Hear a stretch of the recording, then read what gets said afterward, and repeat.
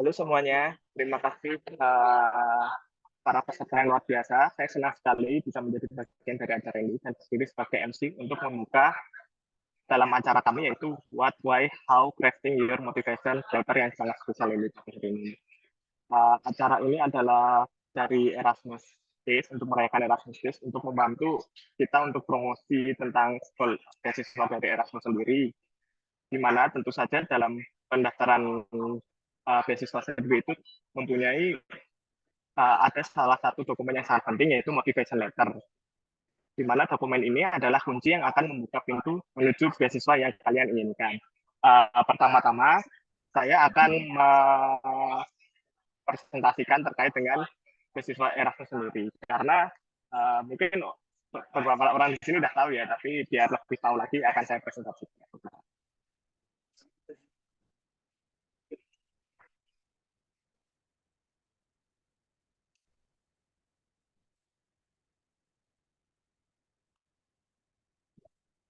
Sudah terlihat ya.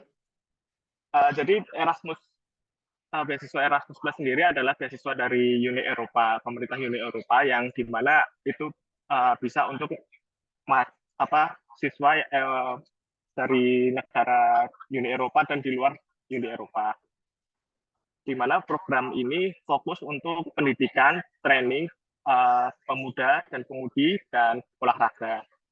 Di mana Erasmus ini mendanai untuk akademi, mobility dan cooperation project yang uh, terkait dengan universitas yang menjadi kerjasama dengan mereka. Nah, salah satu bentuk program dari Erasmus Plus sendiri adalah Erasmus Mundus Master Degree, di mana uh, pembelajaran dari Erasmus sendiri itu bisa 1 sampai 2 tahun, tergantung program masing-masing. Untuk lebih lengkapnya, kalian bisa lihat di IMGM katalog ini untuk linknya. Nanti akan saya share juga ke chat, di mana Erasmus Mundus Master sendiri itu adalah bentuknya adalah program-program yang dapat kita daftarkan, di mana minimum dari program ini adalah 3 university dari 3 negara yang berbeda. Jadi nanti kita akan pindah-pindah dari semester 1 dan semester lainnya sampai lulus. Di mana untuk sekarang katalog sendiri terdapat 193 program yang terdiri dari beberapa macam keilmuan. Beginilah bentuk katalognya. Jadi kalian bisa membuka dari link yang tersebut yang tadi, di mana terdapat 193 dan kalian bisa mencari satu-satu untuk program kalian inginkan. Nah, jadi beasiswa Erasmus sendiri itu unik. Kenapa unik? Karena ini adalah terdiri dari konsorsium dari Uni Eropa, Universitas Eropa, di mana kita nanti dalam setiap semesternya itu akan berpindah-pindah tempat. Dan kadang-kadang dari Erasmus sendiri mereka punya partner university yang bisa dari dalam Eropa atau luar Eropa yang nanti bisa untuk membantu dalam summer school, atau kadang-kadang dalam program sendiri mereka mempunyai field trip. Nah, ini untuk salah satu jurusan di Erasmus ini dulu adalah programnya saya, yaitu Euro Aqua, di mana kalau di program Erasmus itu kita akan pindah-pindah. Ini seperti programku sendiri, saya dulu di semester 1 berada di Jerman, semester 2 saya di Inggris, kemudian semester 3 dan 4 saya di Prancis, semester 4-nya research juga di Prancis. Nah, sekarang ada program baru dari Erasmus. Jadi dulu ada namanya IMGMD dan IMGN, tapi sekarang Uni Eropa sedang mengganti program tersebut menjadi IMGM, di mana di IMGM sendiri itu adalah mempunyai maksimum grant yang didapatkan itu adalah 33.600, di mana akan dibagikan kepada pelajar yang mendapatkan beasiswa ini sebesar 1.400 per bulan. Di mana 1.400 itu nanti include untuk living allowance, kita juga dapat asuransi tentunya, dan travel dan installation cost itu sekarang sudah masuk 1.400, di dalam 1.400 tersebut. Nah, untuk requirement-nya adalah kita dapat membuat CV, yaitu dalam Europass version, dengan batas IELTS-nya itu 6,5 atau TOEFL minimal 550 yang PBT dan minimal 80 yang IBT.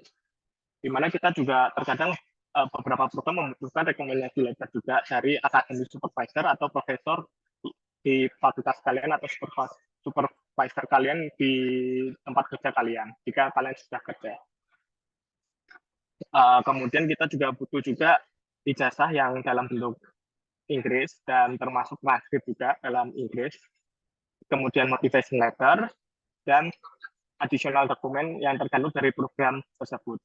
Nah, terkadang-kadang program juga menginginkan untuk dokumen-dokumen tersebut tadi itu dapat dikirimkan ke universitas mereka. Jadi timeline dalam pendaftaran Erasmus biasanya pembukaan itu sudah dimulai dari sekarang ini Oktober sampai Desember atau Januari tergantung program. Di mana application proses mereka akan menilai itu mulai dari Desember sampai Februari dan approval dari mereka akan April Mei, announcement itu Mei dan kepergian itu tergantung dari negara yang kalian tuju bisa Agustus, September atau Oktober.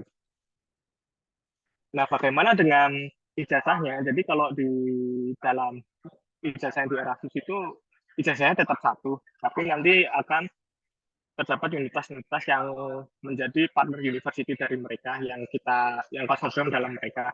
Contohnya di sini seperti ini ada Master of Art yang di mana terdapat berapa ini? 7 universitas seperti itu. Nah, jadi di Erasmus sendiri itu kita bisa menambahkan skill kita dalam komunikasi, kita bisa belajar bahasa baru karena gitu pindah-pindah, dan kita tentunya akan membuka pengalaman akademik kita, dan kita bisa merasakan kuliah di Eropa tentu saja, dan di mana kita akan mendapatkan graduate dual or joint degree itu sangat jarang lah ya, kalau misalnya di negara-negara lainnya kan mungkin cuma 1 degree seperti itu. Kemudian kita bisa traveling sambil belajar, dan bagusnya lagi itu kita tidak perlu ada komitmen setelah kelulusan. Jadi terserah kita mau lanjut di Eropa atau kembali ke Indonesia, atau kalian mau ke benua-benua lainnya nggak masalah. Ya, mungkin cukup sekian dari saya. Kalau misalnya ada pertanyaan kita bisa kirimkan ke dalam link Zoom, nanti akan dibantu dijawab pada Q&A session. Oke. Kemudian saya akan perkenalkan juga, sekarang adalah public speaking kita, yaitu dari kakak saya yang bernama Karima Afandi, adalah salah satu alumni dari Erasmus, yang akan dibantu moderator oleh Mbak Livi, yaitu country representative dari Indonesia. Silakan, Mbak Livi. Oke, terima kasih banyak Mas Adi. Jadi saya tidak sendiri, Mas Adi tidak sendiri. Jadi kami berpartner untuk sebagai country representative. Dan oh ya sebelumnya, semoga suara saya bisa terdengar dengan baik dari awal hingga akhir. Baiklah, di sini saya akan memperkenalkan lagi Kak Kai. Hai Kai, aku belum melihatmu. Oke. Oh ya sebelum kita memulai public talk, untuk seluruh menti sudah bisa memulai masuk ke breakout room bersama dengan mentornya di waktu yang sudah ditentukan. Untuk menti yang belum masuk, nanti silakan menunggu hingga jadwalnya dan nanti akan diarahkan lagi oleh tim dari Berkop. Terima kasih. Hai Kai, akhirnya bisa berjumpa. Halo, iya. Halo Hai. Kak. Oke, jadi Kak ini adalah alumni dari program Emotion. Nanti mungkin Kak bisa akan cerita-cerita lebih banyak ya tentang programnya sendiri seperti apa, dan mungkin teman-teman yang berminat dengan program Emotion juga bisa nanya-nanya langsung ke Kak. Dan di sesi ini silakan bila ada pertanyaan bisa langsung diketik di kolom chat, nanti akan kita bahas bersama-sama nanti di sesi Q&A seperti itu ya. Oke, silakan Kak mau presentasi terlebih dahulu ya katanya. Oke, siap. Oke. Halo, Aman ya, Nggak deg-degan ya? ya. Ya, terima kasih Kak Livi ya. Halo semuanya, perkenalkan namaku Karima ya, biasa dipanggil Kai gitu. Nah, aku adalah alumni dari Erasmus Mundus Join Master Degree EMJMD Emotion Master. Emotion Master itu European Master in Translational Cosmetic and Dermatological Sciences, seperti itu.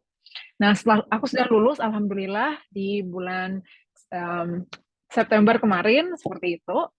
Nah, jadi sekarang mau sharing ke teman-teman terkait bagaimana caranya crafting motivation letter, seperti itu. Jadi teman-teman semua nanti silahkan, kalau misalnya ada pertanyaan bisa langsung aja di kolom chat. Nah, bisa langsung aku mulai ya.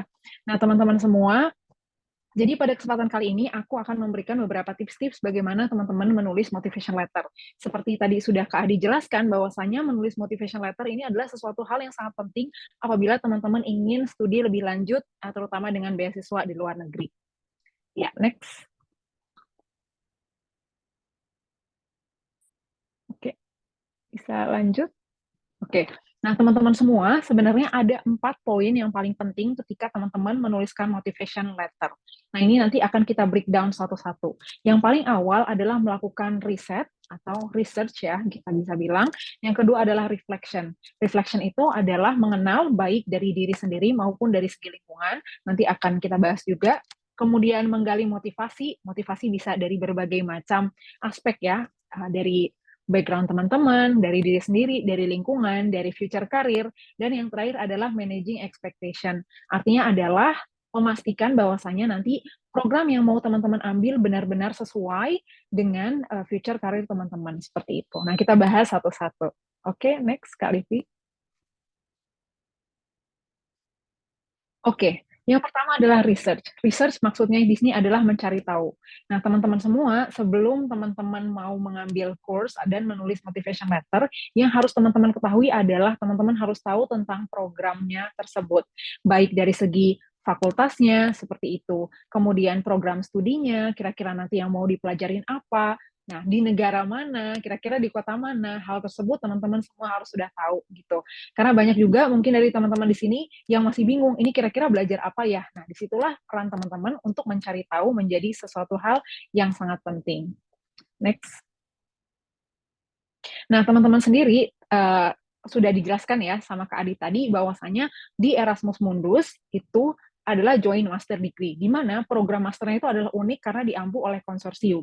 Tadi Kak Adi jelaskan bahwasanya ada mobilitas gitu di negara. Jadi bisa jadi teman-teman, bukan bisa jadi, teman-teman pasti akan berkuliah di lebih dari satu negara dan lebih dari satu universitas di Eropa. Nah, jadi teman-teman, apa yang harus dilakukan Kak di risetnya di poin ini? Nah, sebelum menulis motivation letter, teman-teman harus cari tahu satu persatu ya, kira-kira teman-teman lebih tertarik di mobility yang mana, di universitas yang mana, di program yang mana, melalui teman-teman riset awalnya bisa cek di Erasmus Mundus Catalog. Jadi di sini adalah gerbangnya.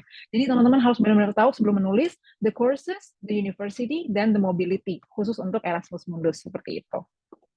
Next. Nah, kemudian yang kedua, setelah teman-teman riset ya, teman-teman juga harus kenal diri sendiri. Apa yang teman-teman sukai, apa yang teman-teman tidak sukai. Kak, aku lebih suka matematika gitu ya, misalnya, daripada hal-hal yang berkaitan dengan sains yang lainnya. Misalnya kayak fisika aku nggak suka, Kak, aku sukanya matematika, misalnya seperti itu. Setiap orang punya preferensi masing-masing. Nah, jadi teman-teman harus menggali dari segi diri sendiri itu sebenarnya minatnya apa, dan minatnya itu datang dari mana, seperti itu. Next. Nah, selanjutnya teman-teman semua bisa mulai menuliskan apa yang menjadi latar belakang, ya seperti judulnya motivation letter. Sebenarnya orang yang membaca itu menginginkan ya tahu bahwasanya teman-teman sebenarnya background kenapa sih teman-teman pengen ambil di masters tersebut. Kenapa teman-teman punya gambaran ingin pergi ke suatu tempat yang jauh meninggalkan keluarga dan teman-teman semua. Nah, itu orang yang membaca itu ingin tahu. Jadi teman-teman semua harus lihat passionnya itu apa.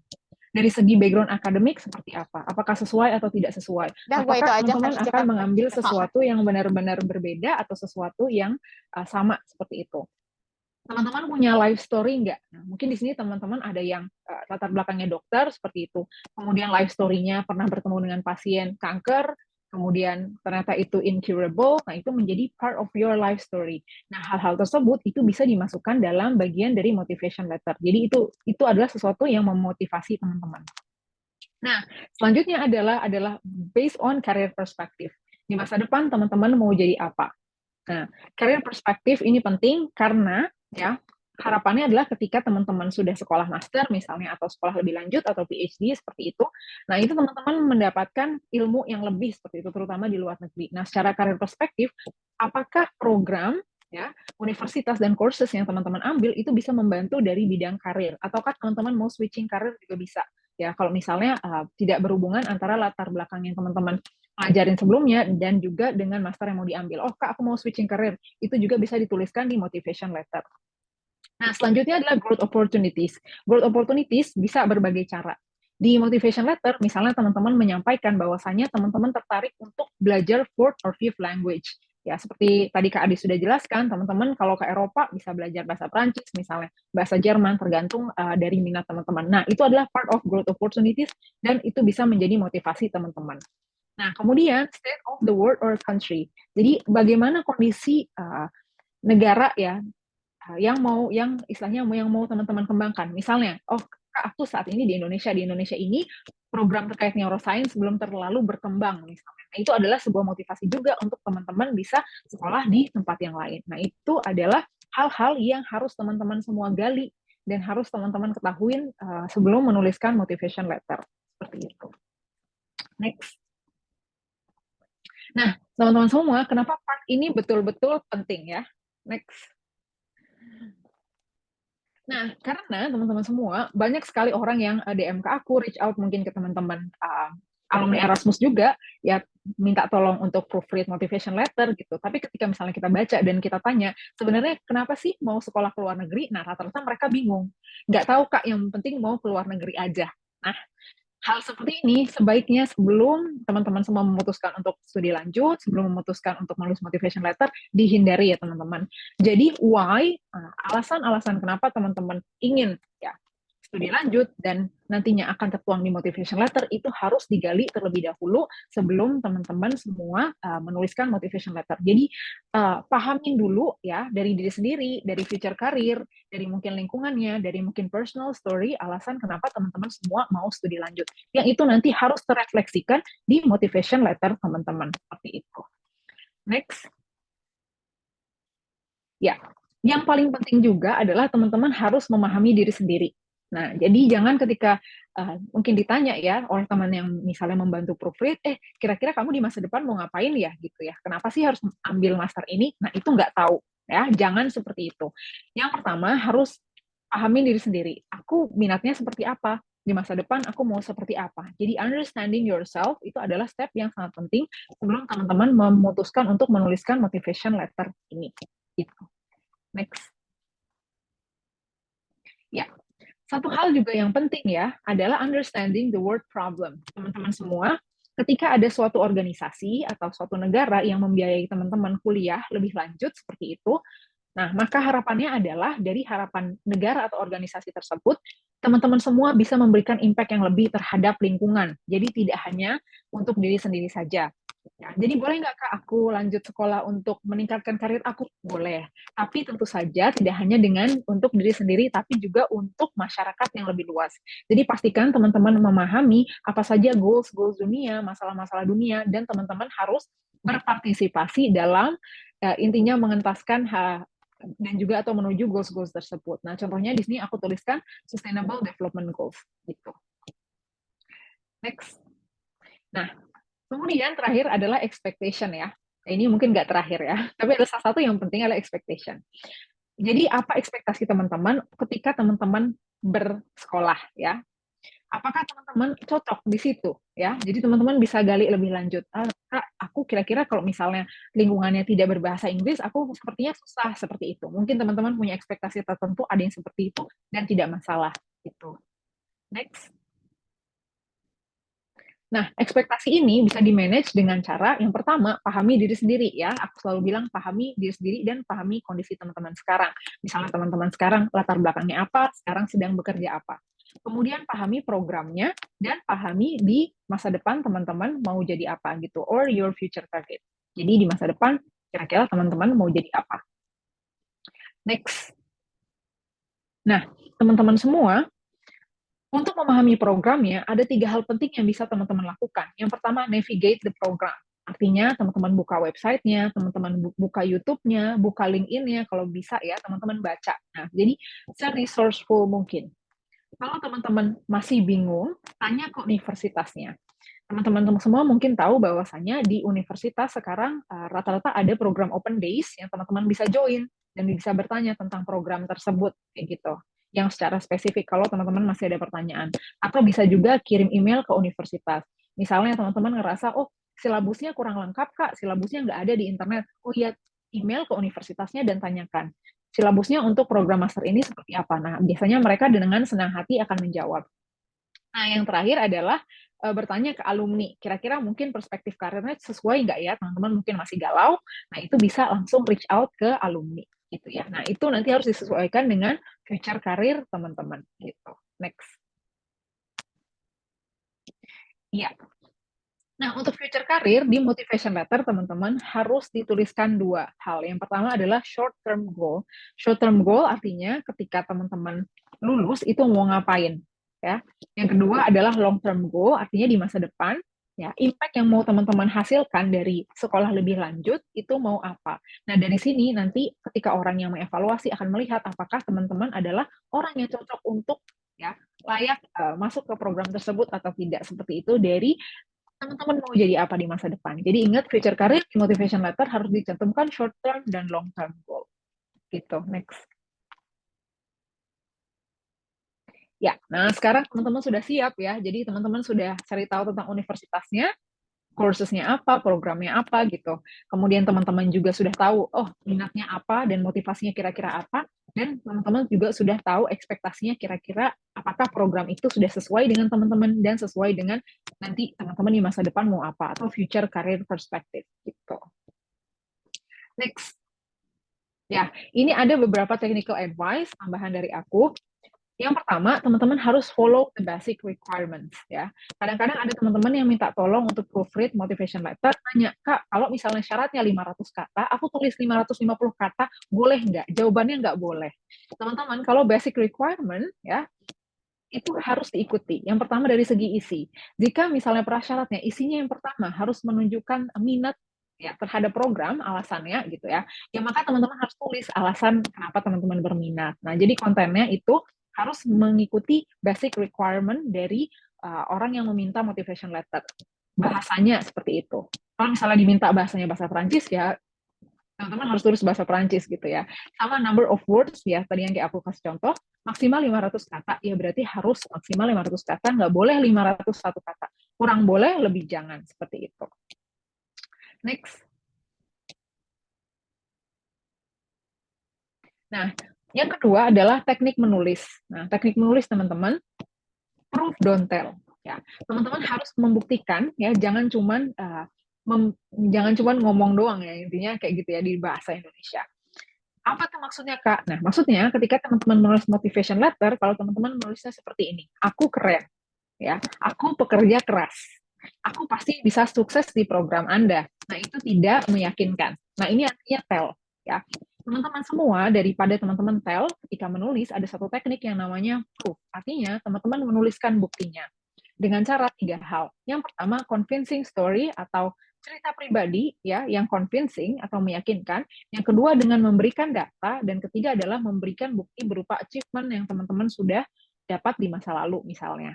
Next. Nah, ini intinya sama ya. Jadi aku mau bilang bahwasanya kalau teman-teman hanya bilang, "Oh, aku keren. Aku sukses. Aku orang yang bisa sukses di programmu," itu tidak akan bisa meyakinkan gitu. Jadi karena motivation letter itu juga art of persuasion. Gitu. Next. Ya ini contohnya ya teman-teman. Nah, ini contohnya. Ketika teman-teman menulis di motivation letter, I am very smart and intelligent. Aku pintar dan aku tuh rajin. So, I am the best candidate for this program. Jadi, aku adalah yang terbaik untuk program ini. Nah, ini tell. Nah, teman-teman semua kalau bisa jangan menuliskan seperti ini. Tapi teman-teman tuliskan proof. Contohnya, I receive a fellowship to University of Oxford in summer 2019 as top young scientist among 500 participants. Di proof, teman-teman nunjukin, teman-teman terpilih di summer vacation, summer schools di Oxford tahun 2019, satu di antara 500. Ya, jadi ini udah menunjukkan bahwa teman-teman smart and intelligent tanpa teman-teman harus menulis teman-teman smart and intelligent. Jadi always prove, don't tell. Gitu. Next. Ya, ini yang terakhir ya. Yang pertama, teman-teman hindari grammar mistakes. Ya, boleh pakai tools macam-macam di internet bisa gitu, atau minta tolong teman kalian ya yang lebih jago bahasa Inggris.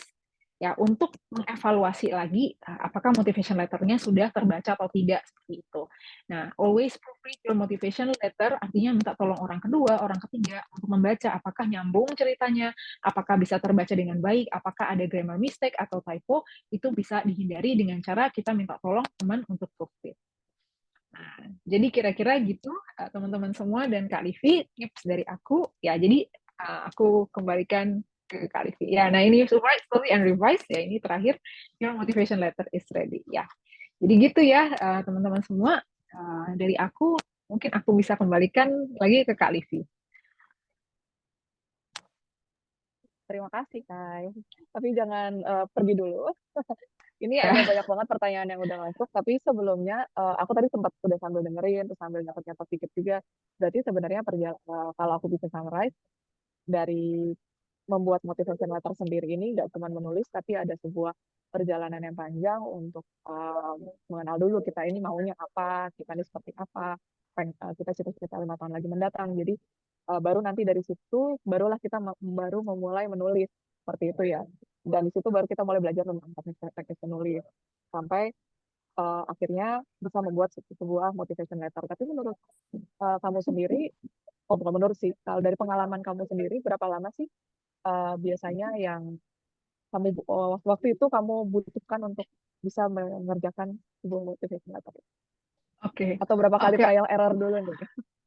Oke, Kak Livi, mungkin aku bisa cerita sedikit ya. Sebenarnya aku dapat 2 beasiswa Erasmus Mundus Joint Master Degree, Emotion dan EMQAL. Nah, kalau boleh cerita dikit ya teman-teman, Emotion Master itu kan Cosmetic and Dermatological Sciences, latar belakang aku pharmacist gitu ya.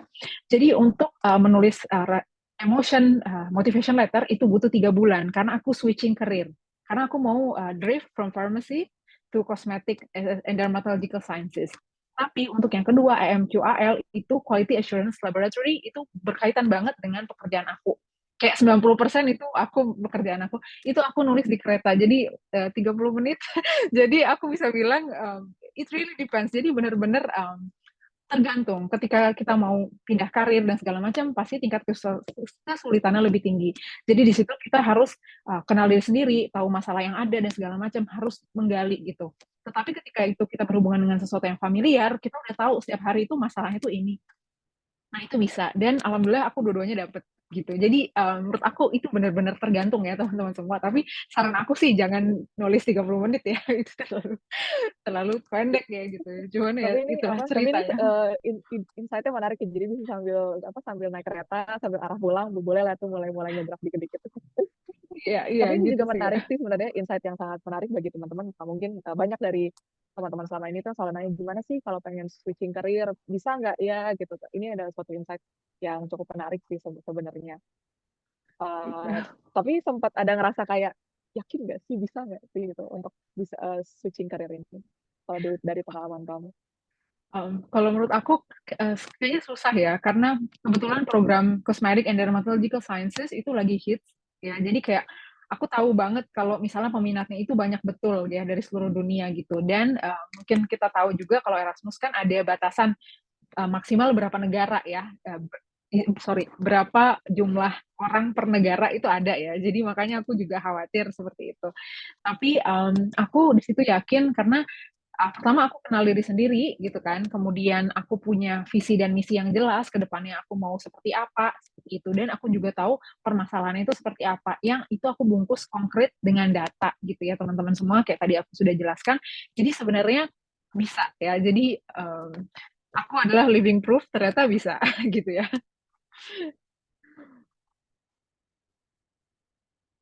Sorry, aku mute. Jadi banyak banget pertanyaan yang masuk dan banyak yang bilang, oh keren banget Kak, inspiring dan encouraging. Oke. Tapi sebenarnya ini ada satu pertanyaan yang menarik sebenarnya. Sebenarnya ini lebih ke, ada pertanyaan yang menanyakan bahwa apakah dalam membuat motivation letter kita harus apakah topiknya harus selalu berkaitan dengan permasalahan yang ada di negeri ini ataupun yang ada di dunia? Apakah itu jadi satu keharusan? Oke. Sebenarnya permasalahan itu adalah memperkuat alasan ya. Ya, jadi kenapa? karena programnya sendiri. Jadi kalau teman-teman riset dalam ya terkait dengan program-programnya ya, teman-teman buka EMJ katalog, di situ nanti ada alasan kenapa Uni Eropa melakukan pendanaan terhadap program tersebut, dan itu diawali dengan masalah juga seperti itu. Nah, jadi apakah selalu harus dimulai dengan masalah? Mungkin teman-teman punya cara lain untuk menyampaikannya, jadi mungkin tidak harus seperti itu. Tetapi ketika teman-teman membungkus bahwasanya ada sesuatu yang teman-teman ingin tackle di masa depan dan teman-teman mau jadi bagian dari hal tersebut, itu lebih meyakinkan atau convincing dibandingkan dengan your self interest kayak gitu. Karena teman-teman semua ketika misalnya teman-teman mau mendapatkan beasiswa dan mau mendapatkan sesuatu yang besar, tentunya mereka expect-nya itu adalah teman-teman akan berkontribusi yang besar juga gitu, nggak cuma untuk diri sendiri tapi untuk orang lain kayak gitu. Jadi tapi terserah ketika teman-teman misalnya mau membungkusnya dengan cara yang lain seperti itu juga menurut aku kembali ke masing-masing sih, lebih ke situ sih kalau dari aku ya gitu. Oke, thank you, Kak. Dan oh ya, ini by the way, pertanyaan ini datang dari Hanifah Madia. Terima kasih dan semoga menjawab ya pertanyaannya. Oke, kemudian ini kita kembali lagi ke sifat yang teknis sebenarnya. Ada pertanyaan dari para Dinda Fasya. Kak, dalam pembuatan personal statement di Erasmus ini kan banyak tersedia beberapa pertanyaan yang harus kita jawab di dalam personal statement tersebut. Apakah kita harus menulis ulang atau kita bisa langsung nulis aja dan kita narasikan dalam sebuah esai? Seperti itu. Terima kasih. Oke, teman-teman semua jangan tulis ulang ya kalau saran aku, karena biasanya jumlah katanya terbatas. Jadi langsung dinarasikan aja seperti itu. Nanti ketika orang yang mengevaluasi esai teman-teman, mereka akan melihat apakah teman-teman itu sudah memasukkan poin-poin yang mereka butuhkan atau tidak gitu ya, sesuai dengan kriteria tadi gitu. Jadi menurut aku tinggal dibahasakan saja. Misalnya, contohnya nih aku kasih contoh, berikan alasan kenapa teman-teman memilih program tersebut, misalnya environmental science, kenapa? Langsung teman-teman berikan alasannya, kayak gitu. Jadi di dalam esai tersebut sudah langsung dinarasikan. Jadi nggak perlu ditulis ulang. Alasan kenapa saya memilih environmental science, nah itu tidak perlu gitu. Jadi bisa langsung direct aja, gitu. Oke, lalu ini ada lagi juga pertanyaan dari Zaki Satrio Didanto. Pertanyaannya, saya melihat kalau program IM Plus itu biasanya multi kampus dengan multi subspesialis studi.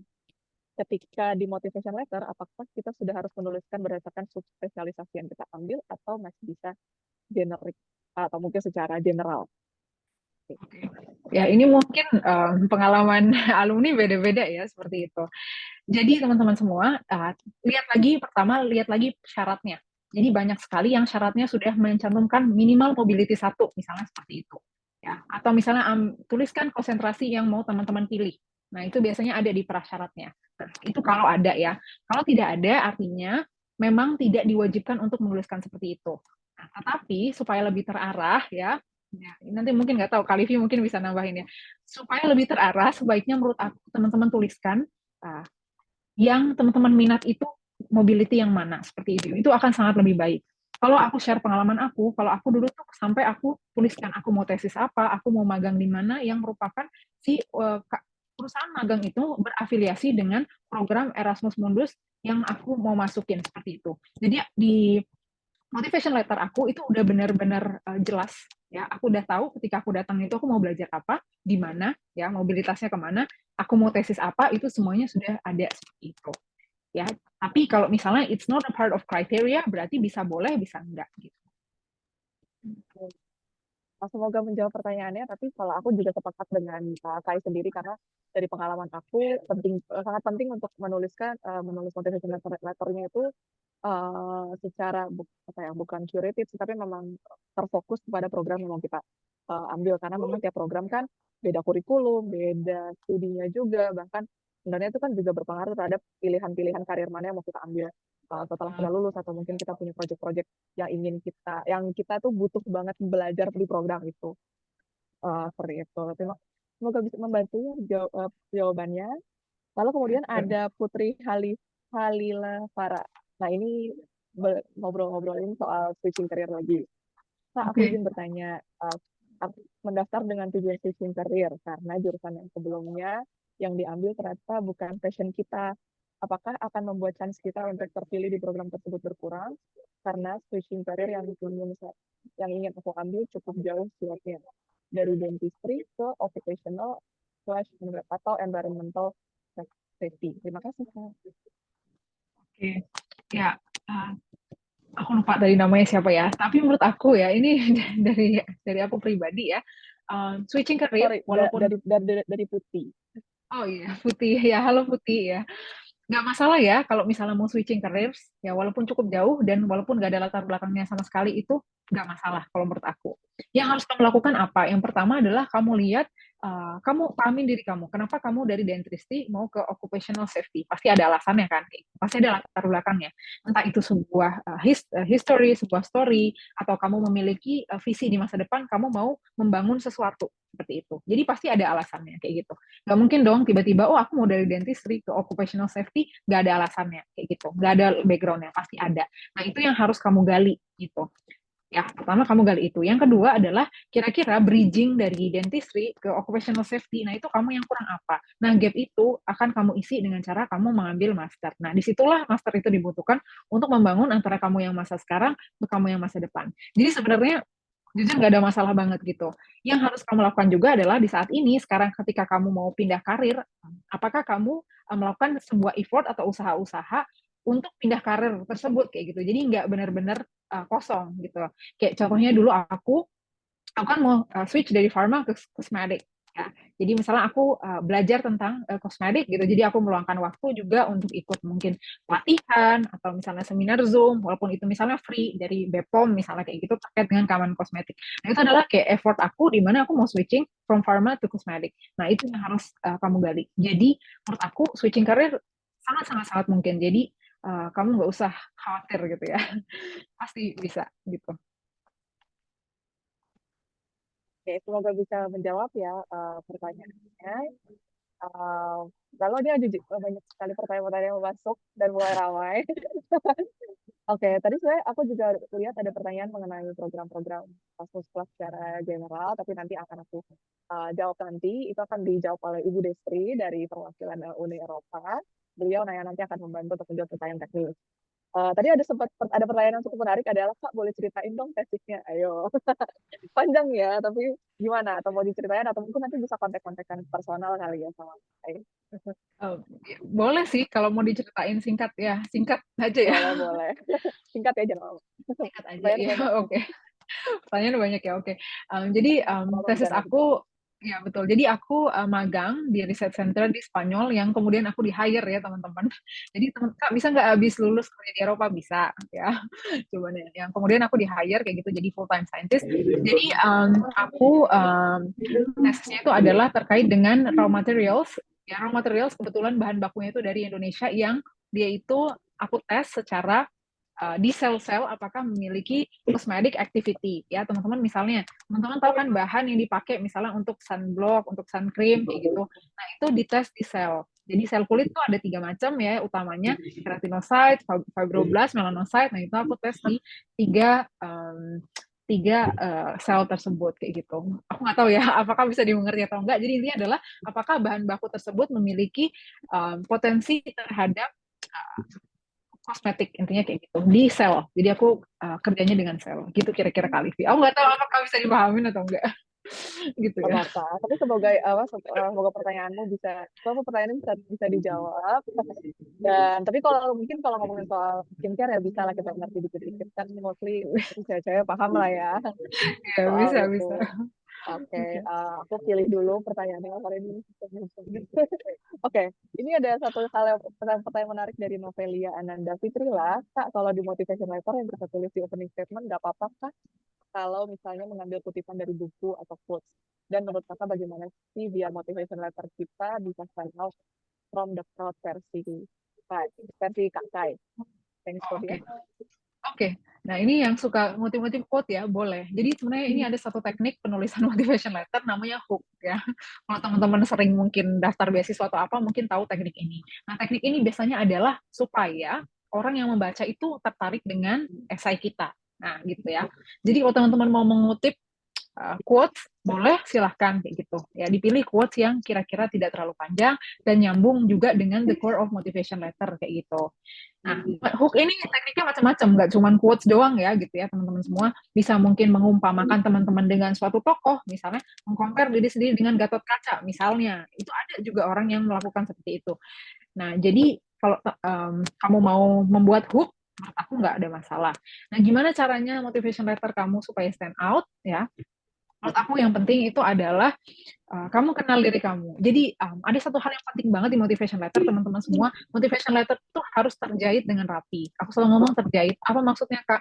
Maksudnya adalah ibarat motivation letter itu baju. Jadi dari awal sampai akhir itu dipotong dan ya dijahit dengan sempurna. Jadi misinya sama. Jangan di motivation letter pertama kamu bilang kamu mau jadi saintis. Yang kedua kamu bilang kamu mau kerja di industri. Ketiga kamu mau kerja di LSM. Nah, jadi semuanya nggak ada yang nyambung kayak gitu. Jadi teman-teman semua di situ ketahuan bahwasanya kamu nggak kenal diri kamu sendiri dan motivation letternya tidak terjahit dengan rapi. Nah, motivation letter yang stand out biasanya dia adalah motivation letter yang dia itu pesannya bisa tersampaikan dengan baik karena dia itu spiritnya dari awal sampai akhir itu sama kayak gitu. Jadi teman-teman semua udah paham diri sendiri lah ya. Terus habis itu menulis. Nah, disitulah motivation letter bisa stand out.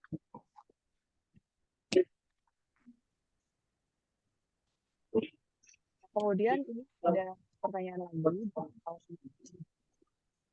Kalau Kak Karima, thanks for the tips and tricks for writing motivation letter. Aku mau tanya, kalau misalnya requirement dari programnya ada word limit 500 words, should we write it exactly 500 words or less than 500 words is also permitted? Sama one more question. Kan tadi banyak poin-poin yang harus dimasukkan. Bagaimana caranya Kakak fit all those points in a concise letter? Terima kasih sebelumnya. Oke, yang pertama jumlah kata ya. Tadi kita udah bahas ya, Kak Livia. Kalau jumlah kata kamu mau 500 persis, boleh jawabannya. Kalau mau kurang juga boleh gitu. Apakah poinku dikurangin ketika kurang? Biasanya enggak sih. Tapi kalau kelebihan biasanya mungkin aku nggak tahu ya. Banyak sekarang orang yang mengevaluasi motivation letter ataupun berkas dokumen itu dengan menggunakan AI. Intinya adalah ketika 510 bisa Kak, tapi habis itu enggak dibaca, intinya kayak gitu. Jadi 500 boleh, kurang juga boleh ya teman-teman semua. Ya biasa mungkin sekitar 450 sampai 500 itu menurut aku masih oke. Nah, kemudian yang kedua tadi pertanyaannya tentang bagaimana caranya memasukkan jawaban ya dengan limit kata yang sedikit. Nah, jawabannya itu adalah teman-teman semua kalau bisa tidak ada kalimat yang sia-sia di dalam motivation letter. Dan kalau bisa menulisnya itu harus direct. Jadi ada teman-teman yang menuliskan kayak Dear Admission Committee, ya, in this moment of time, ya, I would like to thank you for the opportunity. Nah, jadi kayak speech. Nah, dimulai dengan berbagai macam kata-kata yang tidak direct, ya, sesuai dengan permintaan dari si yang akan mengevaluasi motivation letter gitu. Nah, jadi teman-teman semua langsung aja, jadi tidak perlu memasukkan kalimat-kalimat yang sekiranya tidak ada hubungannya gitu ya, apalagi kalau misalnya limitnya sedikit dan juga kira-kira kurang bermanfaat dan tidak ada added value-nya di motivation letter tersebut gitu. Jadi direct aja gitu.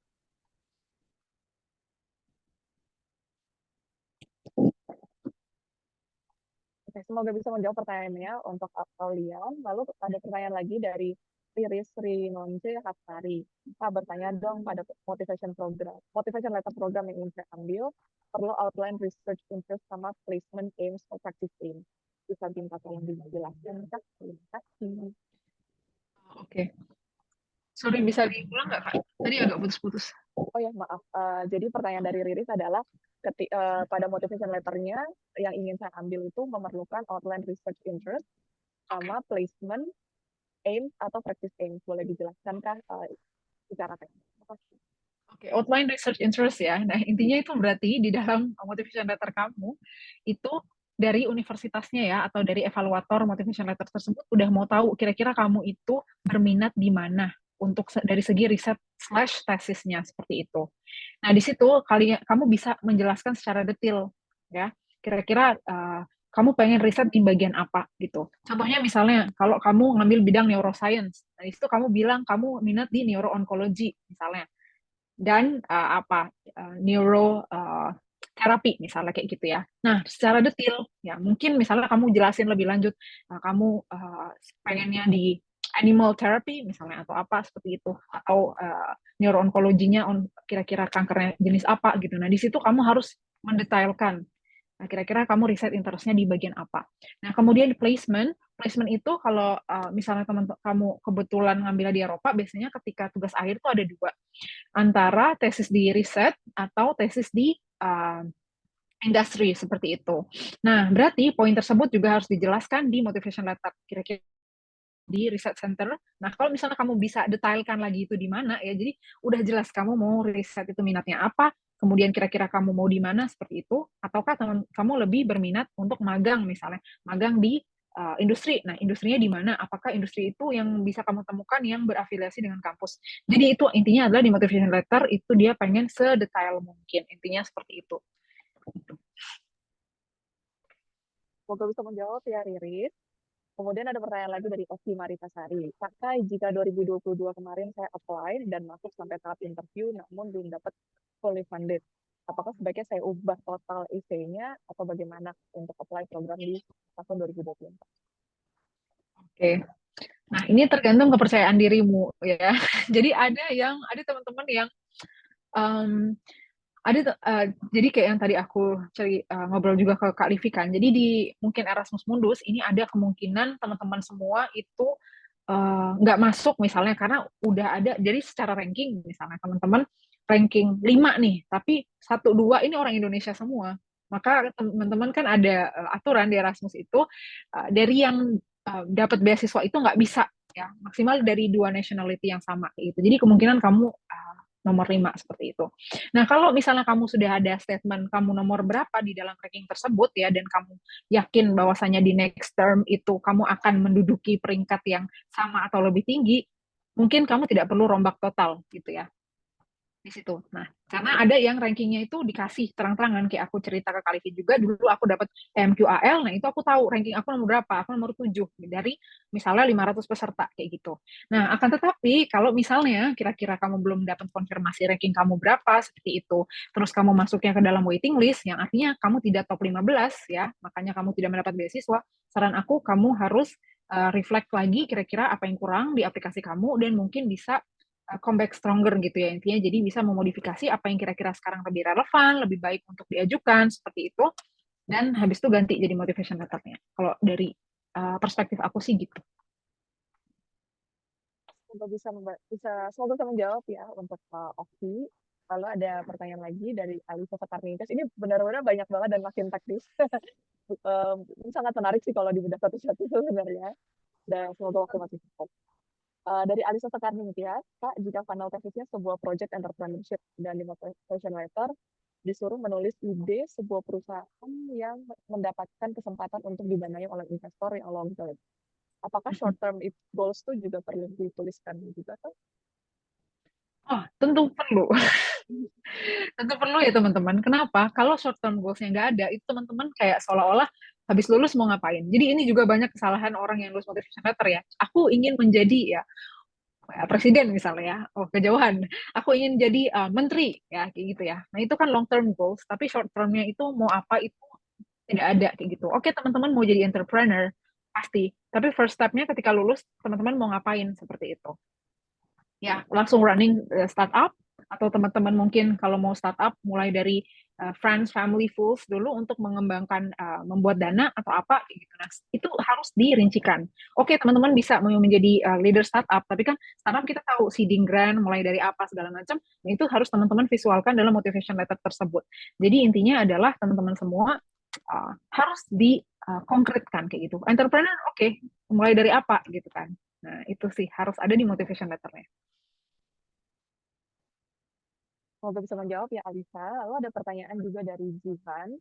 Apakah seberapa banyak, kalau pertanyaan dari Jihan adalah seberapa panjang penjelasan tentang diri kita? Karena sebenarnya kan sudah secara rinci kan udah ada di CV. Itu memang menjadi pertanyaan banyak orang juga sih, seberapa panjang sih kita harus memperkenalkan diri di CV. Di motivation letter. Oke. Kalau menurut aku pribadi, yang pertama itu harus ada short introduction ya. Ketika teman-teman memulai menulis, kamu itu siapa, latar belakangmu itu apa, minatmu apa. Satu. Yang kedua adalah mencerita tentang diri sendiri, your good traits atau sifat pribadi kamu yang bisa membuat kamu sukses di program tersebut. Nah, itu cukup satu paragraf aja, satu paragraf pendek gitu. Ya, misalnya kayak tadi udah dicontohkan, mungkin kalau di Erasmus yang paling penting itu adalah teman-teman adaptif ya, karena nanti satu kelas isinya beda semua, teman-teman pindah negara terus gitu kan. Jadi adaptif itu adalah trait yang sangat-sangat penting gitu untuk menjadi sukses, menjadi alumni Erasmus yang sukses seperti itu. Nah, itu teman-teman harus ceritain. Jadi cerita ini tuh adalah bukan berarti menceritakan tentang kehidupan teman-teman dari lulus kuliah, apa segala macam semua, bukan. Tapi apa hubungannya program tersebut, apa hubungannya masa depan teman-teman yang mau teman-teman ambil, dan apakah trait yang akan membuat teman-teman sukses ketika teman-teman mendapat beasiswa tersebut gitu. Jadi sedikit aja gitu, nggak usah banyak-banyak gitu ya. Itu bedanya dengan CV gitu. Terima kasih. Semoga terjawab ya, Jihon. Kemudian ada lagi pertanyaan dari Faiza Istinandarin. Kak, di satu program itu kan ada track-nya. Ya, ini ada track lah yang seperti yang kita tahu yang ada track ini salah satunya di lokal ya. Semoga programnya sama. Boleh tidak motivation letternya lebih spesifik sehingga disesuaikan hanya dengan track, bukan hanya dengan programnya. Bukan hanya dengan programnya apa. Ya. Oke, jawabannya boleh banget ya. Justru itu akan sangat membantu ya. Teman-teman semua mungkin kalau kakak-kakak di sini ya yang alumni pasti tahu. Mungkin kalau misalnya ada interview, mungkin pada saat interview dia akan ditanya mau mobility kemana seperti itu. Mau tesis apa seperti itu. Jadi ketika teman-teman semua crafting motivation letter lebih spesifik itu akan sudah sangat membantu dari evaluator gitu ketika melihat teman-teman semua memang arahnya kemana, minatnya ke apa. Dan itu sekaligus menjadi indikator kalau teman-teman memang benar-benar tahu ketika teman-teman masuk program tersebut itu kira-kira mau kemana, apa yang mau dipelajari di situ, mau tesis apa. Jadi itu akan sangat membantu gitu ya teman-teman. Terima kasih Faiza. Lalu kita akan sedikit mundur lagi terkait dengan soal hal-hal yang sifatnya general. Ini ada pertanyaan dari Katarina Puspawardani. Kak mau tanya, apabila kita tidak pernah mendapatkan award atau beasiswa atau volunteer, bagaimana ya untuk menulis motivation letter? Oke. Ya, teman-teman semua, setiap individu itu unik ya. Jadi achievement ya ini hati-hati semua teman-teman semua. Achievement itu bukan berarti harus ada pialanya gitu ya. Achievement itu bukan berarti harus ada medalinya ya teman-teman. Achievement itu bisa hal-hal yang kecil. Misalnya teman-teman pernah join KKN ya, kuliah kerja nyata di desa seperti itu, mengajar. Nah itu adalah merupakan salah satu kontribusi gitu. Dan juga ketika teman-teman misalnya KKN, Kak, aku mau menunjukkan diriku adaptif, aku nggak pernah keluar negeri, gimana Kak? Nah, itu sebenarnya bisa ditunjukkan oleh achievement-achievement kecil seperti halnya teman-teman beradaptasi di desa gitu kan, dengan mungkin suku yang baru, mungkin teman-teman bukan dari Jawa, kemudian teman-teman KKN di Jawa misalnya seperti itu adalah hal-hal kecil yang menjadi living proof bahwasanya teman-teman bisa adalah seseorang yang adaptif. Jadi hati-hati ketika menulis teman-teman semua, nggak usah khawatir soal kayak gitu. Ingat, achievement itu dan proof ya diri sendiri itu bukan berarti harus ada piala dan harus ada medalinya gitu. Itu sih dari aku.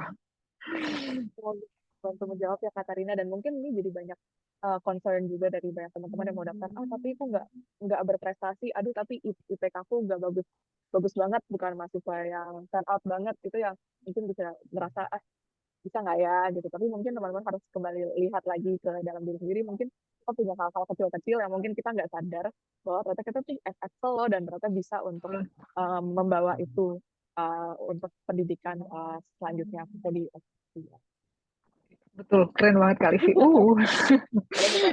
padahal aku cuma kayak, oke, aku hanya menyambungkan dari dirinya. Oke, dari Irba Arifa, kalau Kak Kai, apakah rencana tesis yang dituliskan di Moodlab saat ini sama dengan yang dikerjakan saat ini? Wah, ini berkaitan dengan karir. Iya. Jawabannya, ya aku jawab langsung ya. Jawabannya antara iya dan enggak. Karena aku awalnya itu yang aku tuliskan adalah, jadi tujuan aku, karena aku memang mau jadi saintis raw materials. Karena teman-teman tahu bahan baku farmasi dan bahan baku kosmetik itu saintisnya di Indonesia masih jarang ya, gitu kan. Itu kan salah satu concern utama di Indonesia kayak gitu. Nah dulu aku bilang aku mau magang di satu perusahaan. Nah namanya G, perusahaan Perancis yang dia ahli raw material kosmetik. Yang itu berafiliasi sama programku. Seperti itu. Nah, tapi kebetulan ada satu teman, ya ketika kita sampai ke sana, jadi kakak kelas yang dia itu ada masalah visa. Jadi sudah diterima di perusahaan itu, tapi ada masalah visa gitu. Jadi dia nggak bisa berangkat. Nah akhirnya dari situ aku ambil alternatif ya, untuk di mana aku masih menjadi raw material scientist, tapi aku ngambilnya di research center. Karena kalau di research center secara visa bukan lebih mudah kayak gitu ya, daripada di perusahaan. Jadi bisa dibilang iya, bisa dibilang enggak gitu ya. Jadi ada dua-duanya gitu, tapi masih nyambung dengan tujuan dari yang aku tuliskan di motivation letter gitu. Untuk pertanyaan. Kemudian ini ada lagi pertanyaan khusus untuk kamu Kai dari Syafira Nurlita. Apakah di program Kak Karina sendiri ada language requirement-nya dalam kurikulum? Oke, kalau language requirement seperti yang tadi udah jelasin ya sama Mas Adi ya. Kalau di aku itu hanya ada Inggris, bahasa Inggris aja, yaitu IELTS average 6,5 kayak gitu. Udah cuman itu aja gitu. Semoga bisa menjawab ya untuk Syafira. Aku pilih dulu karena ini banyak. Oke, untuk teman-teman yang bertanya terkait dengan teknis beasiswa Erasmus Plus nanti bisa dijawab melalui kolom chat oleh Ibu Destriani Nugroho sebagai perwakilan atau program manager dari Uni Eropa untuk Indonesia. Ini ada pertanyaan lagi tentang switching career dari Bella Tova Prilia. Kak, untuk switching career yang benar-benar berbeda bidang, apakah disarankan untuk kerja dulu di bidang itu baru daftar beasiswa? Oh, oke. Kalau menurut aku ini tergantung individu masing-masing sih. Kalau aku pribadi ya, kalau dari pengalaman aku nggak kerja sama sekali. Aku nggak punya pengalaman kerja apapun di bidang kosmetik, kayak dermatological sciences gitu. Jadi jawabannya kalau aku enggak gitu. Tapi ya tadi, ketika kita mau menutup gap dan mau menunjukkan bahwa kita interest, kita kan harus ada bukti. Yang tadi aku bilang, proof don't tell. Nah, buktinya apa? Kamu memang benar-benar berminat untuk switching careers. Nah, itu harus dibuktikan gitu ya teman-teman semua. Nah, tapi nggak harus dengan cara bekerja di bidang tersebut. Kalau mau bekerja dulu, ya terserah itu pilihan masing-masing. Tapi kalau enggak, juga ada banyak cara untuk teman-teman basically proof bahwasanya memang teman-teman minat untuk switching career ke bidang tersebut gitu. Bisa terjawab ya untuk pertanyaannya dari Bella. Kemudian ada pertanyaan dari Ivana. Kak, kalau menulis MATLAB dengan gaya bercerita dan pakai analogi, apakah recommended? Oke. Oke. Langsung jawab ya. Jadi teman-teman semua, mungkin ini cerita lagi ya. Sebenarnya aku nggak cuma dapat beasiswa Erasmus teman-teman, ada juga beasiswa yang lain. Nah, di beasiswa yang lain itu, tapi nggak boleh jelasin ya beasiswanya apa, nggak boleh aku spill. Nah, itu tuh aku menggunakan gaya Erasmus ya. Jadi aku menggunakan gaya bercerita dan menggunakan analogi juga. Makanya tadi aku cerita ke tadi yang di pertanyaan sebelumnya ya. Nah, itu namanya hook ya teman-teman semua. Hook itu adalah ketika teman-teman menuliskan gimana caranya supaya menarik. Bisa dengan cara storytelling kayak gitu, bisa juga dengan cara analogi. Yang tadi aku bilang, mungkin teman-teman menganalogikan diri sendiri dengan Superman, dengan Gatot Kaca atau seperti apa, yang itu masih nyambung dengan keseluruhan core dari motivation letter. Jadi jawabannya itu boleh kayak gitu. Tapi jangan sampai teman-teman kebanyakan cerita ya, yang itu pertama mungkin gak nyambung, kedua adalah teman-teman jadinya carry out dengan cara berceritanya, tapi malah intinya kurang dapet. Nah itu jangan juga gitu. Jadi pastiin aja itu adalah hook aja supaya itu menarik dan masih berkaitan dengan keseluruhan cerita gitu ya. Semoga bisa terjawab ya pertanyaan Ivana. Waktu sudah menunjukkan pukul 3. Ini aku bertanya dulu kepada MC, apakah sudah selesai yang di breakout room atau kita masih bisa extend untuk 1-2 pertanyaan lagi? Masih ya? Oke, berarti masih bisa dibuka untuk 2-3 pertanyaan. Semoga Kai nggak pegel ya. Kalau aus boleh minum loh. Oke, ini ada lagi dari Resinta. Kak, izin bertanya, untuk motivation letter harus ditulis dalam full essay, misalnya 500 kata, atau boleh dibagi menjadi bullet point. Misalnya 1 poin dijelaskan dalam 200 kata. Oke, kalau menurut aku, karena ini sebenarnya letter ya teman-teman, jadi motivation letter. Jadi sebaiknya saran aku, teman-teman bentuknya adalah surat ya. Jadi surat ya, the whole surat kayak gitu, Jadi sebaiknya tidak dengan bullet point kalau saran aku ya. Tapi kalau mungkin teman-teman punya point of view lain dan teman-teman mau buatnya dalam bentuk bullet, ya dipersilahkan juga. Tapi kalau dari advice aku sih sebaiknya enggak, karena judulnya motivation letter, jadi kamu buat dalam bentuknya letter. Ya, semoga bisa terjawab ya untuk pertanyaannya. Jadi ditulisnya harus full dalam bentuk letter dan bukan poin-poin. Hari aku sedang ini karena ini kecampur-campur sama pertanyaan tadi. Oke,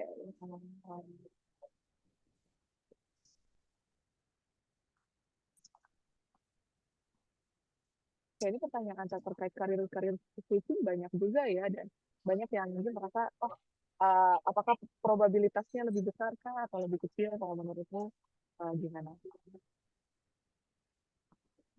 Oh, probabilitasnya ya ketika switching karir. Menurut aku itu besar atau enggak itu tergantung kalian gitu. Jadi seberapa kalian bisa mengconvince orang yang membaca atau mengevaluasi apakah kalian memang worth it untuk mendapatkan beasiswa tersebut seperti itu. Jadi nggak ada masalah teman-teman yang mau switching karir.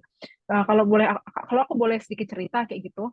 Jadi di program aku mungkin setengahnya adalah mereka switching careers gitu di cosmetic and dermatological sciences karena memang kan programnya lagi hit seperti itu ya teman-teman, lagi naik. Nah, jadi tergantung bagaimana teman-teman bisa meyakinkan, tergantung teman-teman motivasinya apa, di masa depan mau jadi seperti apa. Jadi itu penting banget untuk digali seperti itu.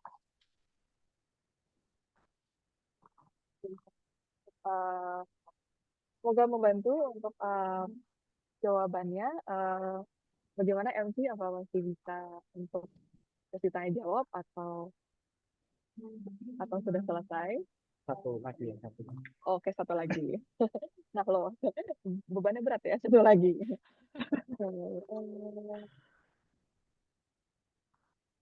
Aku coba rangkum dulu kira-kira pertanyaannya seperti apa. Oh,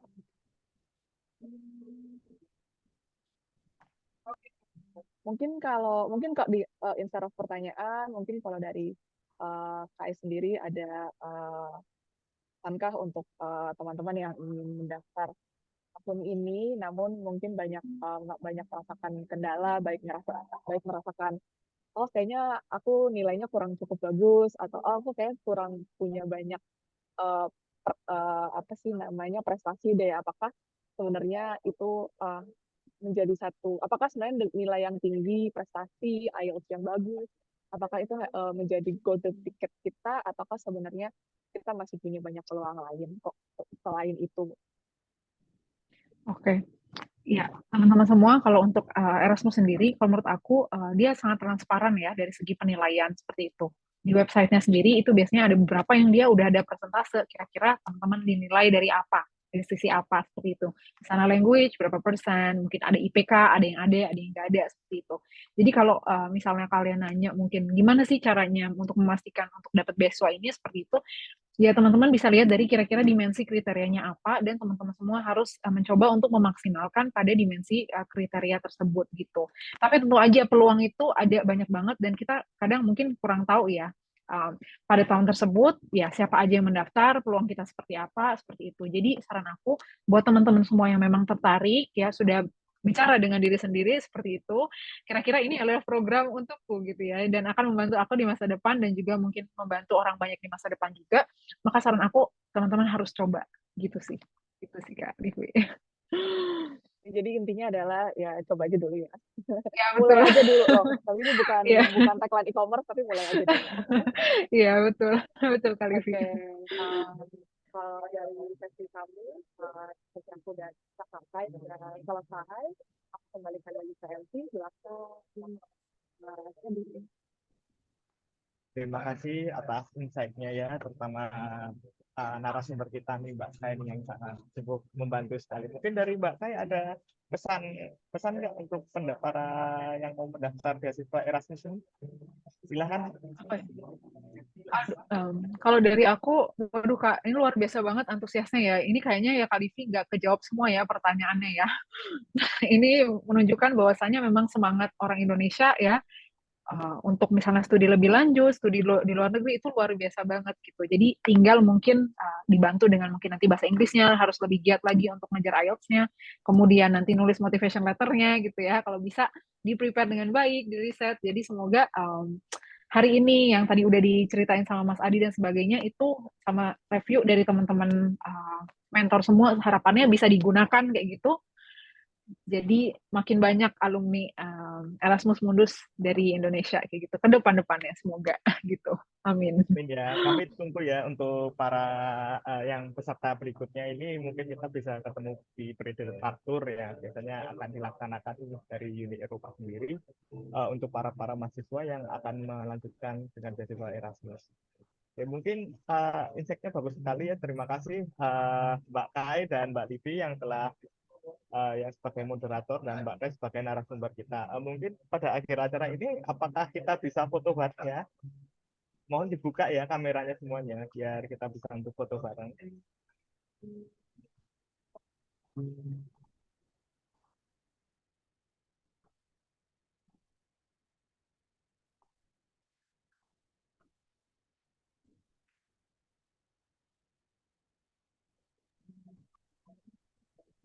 Yaudah ya, saya foto dulu ya. Slide pertama nih. Wait, tunggu. Mbak Livi, slide pertama ya. 1, 2, 3.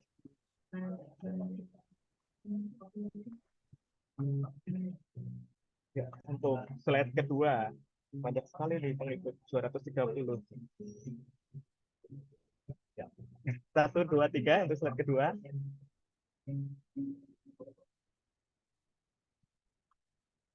Slide selanjutnya. 1, 2, 3. Ya, kalau yang lainnya yang nggak menyalakan kamera nggak dapat itu ya foto ya. Ya udah, terima kasih untuk acara ini saya tutup. Terima kasih ya untuk Kakak Kai yang telah membantu acara ini dan Mbak Livi yang telah memoderatorin acara ini. Semoga saya doakan untuk semua peserta di sini dapat bisa melanjutkan impian kalian untuk melanjutkan kuliah di luar negeri. Ini acara saya tutup. Assalamualaikum warahmatullahi wabarakatuh. Terima kasih semuanya. Semoga membantu ya acara ini ya. Terima kasih. Terima kasih Thank semuanya. you semuanya.